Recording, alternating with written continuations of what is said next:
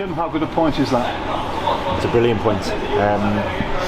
Against a team at home in great form, gunning for the playoffs. They've scored 8 goals in the last 2 games. I think they're a very dangerous team, which was reflected in what they did to us in our own stadium. We were very mindful of the level of the opponent that we were playing today was a very good one. It was a different type of game that we were facing in the last 2. We were mindful of that, and they put us under it, no doubt about it, which we prepared for and we expected in this stadium today. Off the back of that, I'm very, very pleased with my players, very pleased with the mentality, going down a goal after 4 or 5 minutes, whatever it was, to recover and show real resilience, and then develop on top of that resilience some real exciting football and some brilliant phases whereby if we'd put the ball in the back of the net at the end of those phases, we would have been eulogising about those goals. So really happy with the team today, really happy with the whole squad today, really happy with the group throughout this week, and really happy with the point here. Yeah, I mean, it's been a good Easter. It's been a very good Easter, yeah.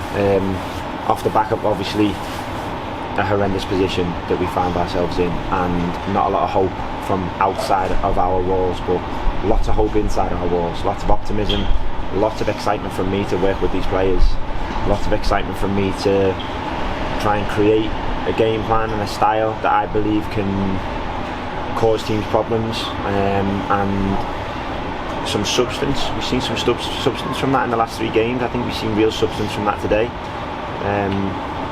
We did, of course, ride our luck at times. Our keeper was excellent, but we really put their goal under pressure too, and we had great chances where we really caused them problems too. It's a very exciting game, very exciting football. You used the word hope there. There's always been hope within the team. How much realistic hope is there now that you can still survive? There's total hope that we can win the next game. There's always hope we can win the next game. I believe we can win the next one. Because you say you never look at the table. No. And the next one, a couple, is Bradford, and they're not going to do you any favours because they, like Mansfield today.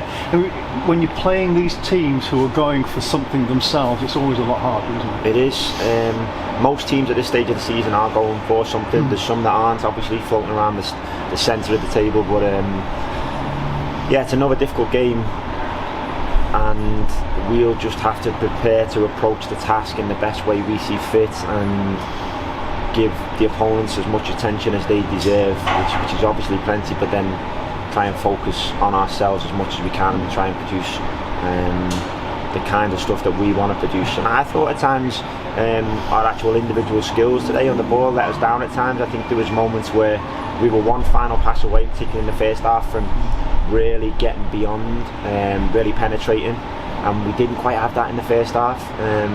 Our confidence took time to grow in this particular game, but it's natural. It's a newish team, in a newish way for me, and it takes time for adaptation on this with a totally different type of task to the last couple of games. There's loads of challenges upcoming. I'm looking forward to them. I suspect you're quite enjoying this, Jim. Yeah, I love working with the players. The players really excite me, and the thought of the next game really excites me.